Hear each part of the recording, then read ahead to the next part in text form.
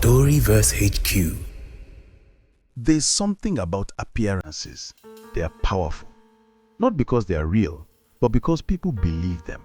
And once people believe something about you, it becomes very hard to let it go. Nneka understood that. Maybe not at first, but somewhere along the line, she realized something simple. If you look like the life, people won't question it. That night, she sat with her friends in a lounge in Port Harcourt. Nothing forced, nothing staged. Just girls, eating, laughing, talking. But even in that normal moment, Nneka was performing. Not in an obvious way, just small things. Talking a little louder than everyone else, holding attention a little longer, always making sure she was noticed. "You're always too much," one of them said jokingly. Nneka laughed. "I beg, life too short to dull." They laughed with her, and just like that, she blended in. Or at least, it looked like she did. When it was time to leave, everyone stood up naturally. Car keys came out, phones in hand, goodbyes exchanged. They walked outside together. "I'll meet you guys," Nneka said casually. "My Uber is just around." "All right, text when you get home," one of them replied. They entered their cars, drove off. And just like that, the moment ended. Nneka stood there for a few seconds, quiet now. No laughter, no audience. She looked around briefly, then turned away from the road they had taken, walked in the opposite direction. A bike slowed down beside her. She didn't hesitate. She got on. And just like that, the light they knew disappeared. The bike moved through streets that kept getting quieter, from bright places to normal ones, then to areas people don't post online. When she got down, it was in front of a small compound. Nothing special. Just one of those places people pass every day without noticing. She walked into a single room. Inside, Chioma was already there, sitting quietly. She sat beside Chioma and started talking. Fast, Chioma kept looking at her, not interrupting, not reacting. After a while, she sighed. Nneka, this thing where you did do." Nneka didn't even let her finish. "I beg, leave that thing. I dey enjoy myself." Chioma didn't push it. She just nodded slowly. Because sometimes people don't need advice. They just need time. The next morning, everything started again. Same room, same conditions. But Nneka moved like someone whose life was somewhere else.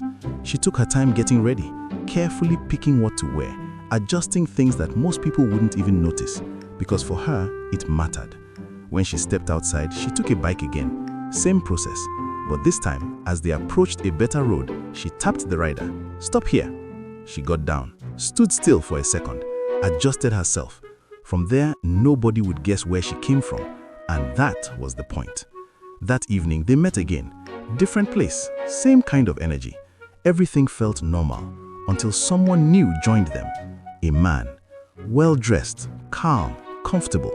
The kind of person you don't need to ask if he has money. At first, his attention was on Chidera, one of Nneka's friends. A natural connection, easy conversation. But Nneka noticed, and something in her shifted. She didn't interrupt. She didn't force anything. She just adjusted. Her timing became sharper. Her presence became louder, but in a subtle way. She knew when to speak, when to laugh, when to draw attention. And slowly, almost unnoticed, the focus changed from Chidera to her. Chidera noticed the shift, noticed the pattern, and more importantly, noticed that something about Nneka didn't quite add up. That night, Nneka left with the man. It was a different kind of setting, quieter, more private, more intentional. He gave her attention, real attention. Then came the extras, money, gifts, access. And for a moment, it felt real, like maybe she had finally entered the life she had been acting.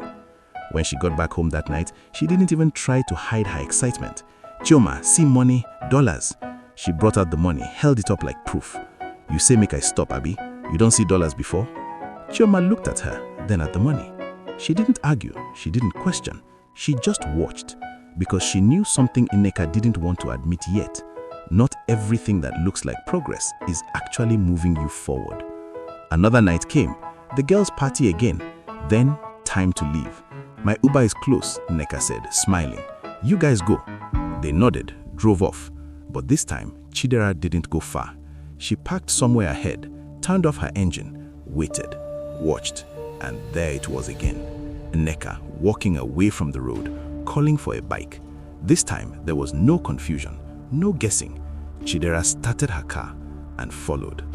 The drive told the whole story, from bright lights to normal streets to quiet corners, until finally she saw it, the house.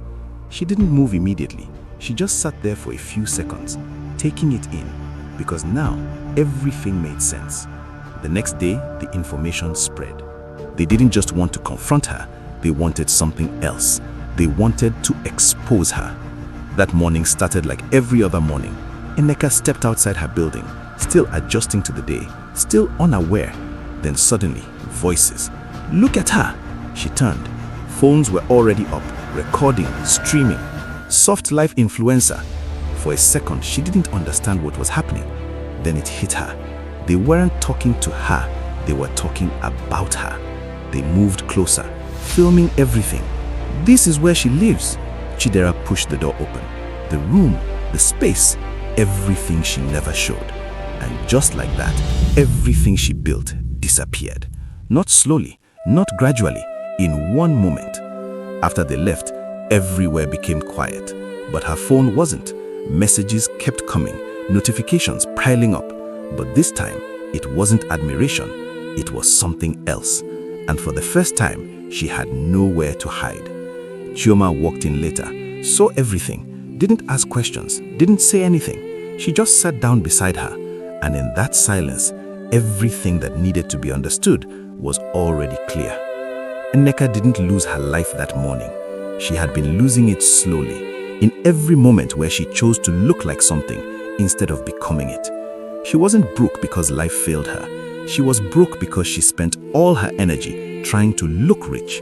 And in the end, when everything disappeared, the only thing she was left with was the truth she had been avoiding all along. If this story spoke to you, like, share, and subscribe to Storyverse HQ, because here we tell stories that matter.